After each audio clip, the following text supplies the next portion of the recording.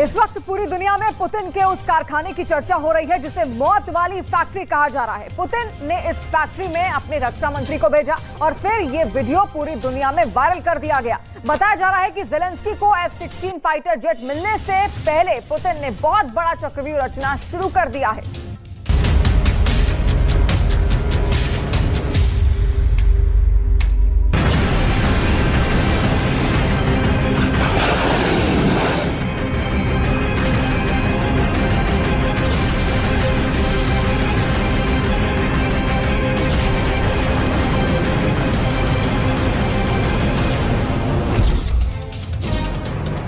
Screen पर पहली बार रूस का सबसे खतरनाक हथियार। ये हथियार कैसे तैयार हो रहा है, ये हथियार कितने बड़े पैमाने पर तैयार हो रहा है, ये सब देखकर पुतिन के दुश्मनों के होश उड़ जाएंगे। स्क्रीन पर पहली बार S-400 एयर डिफेंस सिस्टम की फैक्ट्री देखिए। ये यूक्रेन के युद्ध में सबसे बड़े हमले की तैयारी है। कह सकते हैं कि ये नाटो के खिलाफ सबसे बड़ी जंग के लिए रूस तैयार बैठा है। स्क्रीन पर पहली बार देखिए S-400 की मिसाइल कैसे बन रही है। एक तरफ लॉन्चर और दूसरी तरफ मिसाइल। इन तस्वीरों में बहुत मसाला है। इन तस्वीरों को आप पुतिन की ताकत का सबसे बड़ा शो कह सकते हैं। पुतिन के इस खुफिया फैक्ट्री को देखकर अमेरिका के भी होश उड़ गए हैं। बाइडेन ने अपनी फैक्ट्री से रिपोर्ट लेनी शुरू कर दी है। बाइडेन को भी यकीन नहीं आ रहा कि पुतिन की मिसाइल फैक्ट्री में इतनी तेजी से काम चल रहा है। इसकी बहुत बड़ी वजह है पुतिन ने अब जो मांगा है उन्हें मिला है। पुतिन ने टैंक मांगा, रूस की सेना को टैंक मिला। पुतिन ने ड्रोन मांगा, रूस की सेना को ड्रोन मिला। पुतिन ने मिसाइल मांगी, रूस की सेना को मिसाइल मिली। इन हथियारों के साथ पुतिन ने यूक्रेन में बड़ा कहर मचाया है। बड़े बड़े शहर आज रूस के मिसाइल हमलों के रोज टारगेट बन रहे हैं। और जमीनी ऑपरेशन के लिए भी जब पुतिन ने ज्यादा फौज मांगी तो रूस में फौरन नई भर्ती शुरू हो गई। पुतिन ने जो मांगा है पुतिन को वो मिला है।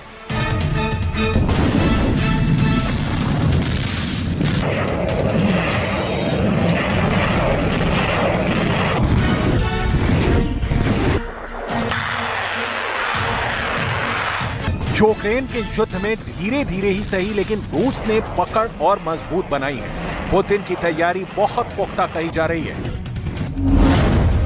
अब पुतिन की हथियार वाली फैक्ट्री 24/7 काम कर रही है, जिसमें दिन रात ऐसे हथियार तैयार हो रहे हैं जो रूस को वर्ल्ड वॉर लड़ने में भी मदद करेंगे। ऐसा दावा पश्चिम देश की मीडिया का भी है, क्योंकि अब पुतिन को ज़ेलेंस्की की तरफ से खतरा बहुत बड़ा है। यूक्रेन को F-16 मिलने जा रहा है तो दूसरी तरफ नाटो के फाइटर जेट भी रूस से लड़ने को तैयार हैं। इसलिए दुश्मन के लड़ाकू विमानों को रोकने के लिए पुतिन ने बड़ी तैयारी शुरू कर दी है।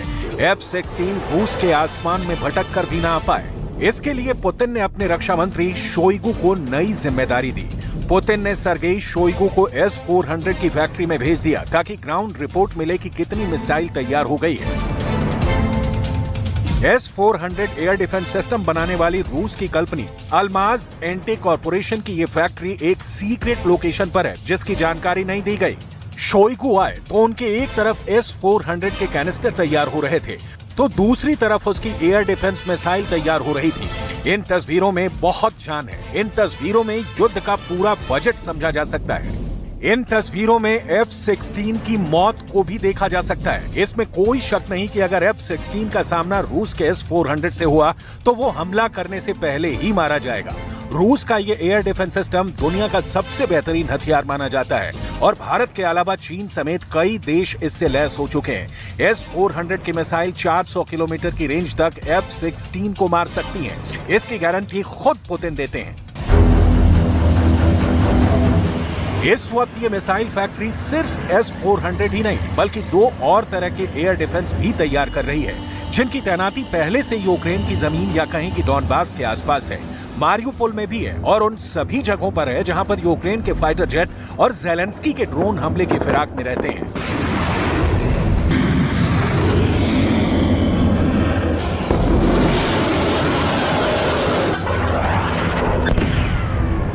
यहाँ S-400 के अलावा S-300 और S-350 एयर डिफेंस सिस्टम भी तैयार हो रहा है। इसमें S-400 की रेंज 400 किलोमीटर से ज्यादा है। S-300 के आधुनिक वर्जन की रेंज 250 किलोमीटर है। वहीं S-350 की रेंज 150 किलोमीटर तक है।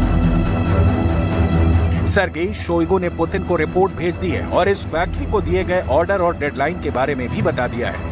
इसी पर पुतिन की प्लानिंग निर्भर करती है। इसी तैयारी को देखकर पुतिन अपने अगले हमले का दायरा सेट करेंगे। पुतिन को इस बात का पूरा शक है कि खेरसॉन में बांध पर हुए हमले के बाद ज़ेलेंस्की एक बड़ी साजिश रच रहे हैं।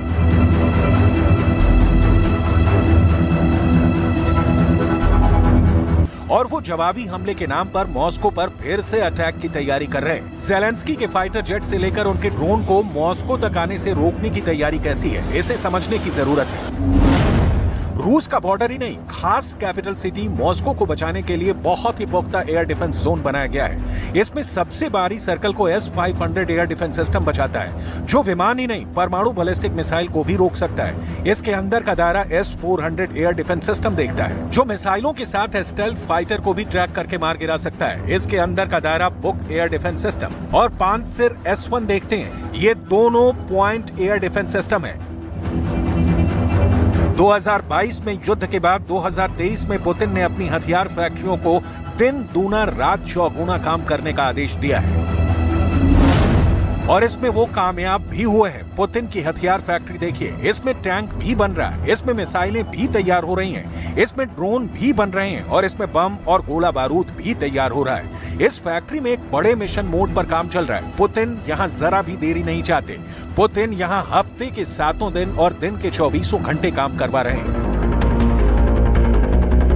पुतिन का दावा है कि रूस का हथियारों वाला गोदाम हमेशा पूरी कैपेसिटी के साथ भरा रहेगा। पुतिन का कहना है कि फौज को जो पसंद है, फौज जिस हथियार से बेहतर तरीके से लड़ सकती है, उसे वही सप्लाई किया जाए। इसलिए जब यूक्रेन के युद्ध में ज़ेलेंस्की नए हथियार दिखा रहे हैं, तब पुतिन उन आधुनिक वेपन सिस्टम को बहुत ही तैयारी के साथ खत्म भी करते जा रहे हैं। इसमें कोई शक नहीं कि ज़ेलेंस्की के लॉन्ग रेंज वाले हथियारों ने रूस को बहुत ज्यादा नुकसान पहुंचाया है। रूस का रक्षा मंत्रालय ऐसे ऑपरेशन के वीडियो भी जारी कर रहा है, जिसमें यूक्रेन के लंबी दूरी के हथियारों को तबाह किया गया है। इस ऑपरेशन में रूस ने सुखोई 25 फाइटर जेट के साथ कमोव 52 भी इस्तेमाल किए हैं, जिनकी हवाई बमबारी में ज़ेलेंस्की के कई अड्डे उड़ गए हैं। साथ में मल्टी बैरल रॉकेट लॉन्चर से भी बारूद की बारिश की जा रही है।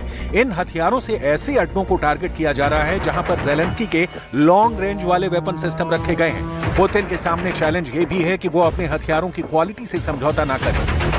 अभी पुतिन की हथियार फैक्ट्री की ज्यादा डिटेल नहीं दी जा रही, लेकिन बाइडन की नजर इस पर है। ज़ेलेंस्की को भी खबरें मिल रही हैं। बाइडन से ज्यादा नजर तो यूरोप की है, क्योंकि यहाँ का प्रोडक्शन रेट तय करेगा कि पुतिन का युद्ध कितने दिन चलेगा। पुतिन इस रेट को 100% वाली गारंटी से बरकरार रखना चाहते हैं। हथियारों का प्रोडक्शन बढ़ा और असलहा तेजी से तैयार हुआ तो पुतिन ज्यादा दिन तक युद्ध कर पाएंगे और फिर यूरोप पर भी चढ़ाई मुमकिन है।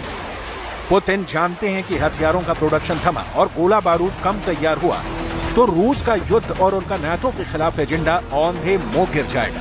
पुतिन को अपने हथियारों की फैक्ट्री की पल पल की अपडेट चाहिए।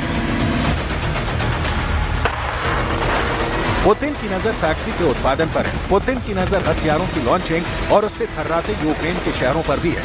पुतिन नहीं चाहेंगे कि उनका प्रोडक्शन रेट गिरे। वो नहीं चाहेंगे कि हथियारों की फैक्ट्री खामोश पड़े। पुतिन नहीं चाहेंगे कि यूक्रेन पर उनके हमलों की रफ्तार थमे। पुतिन इस वक्त बहुत गुस्से में। रूस की वायुसेना से नेटो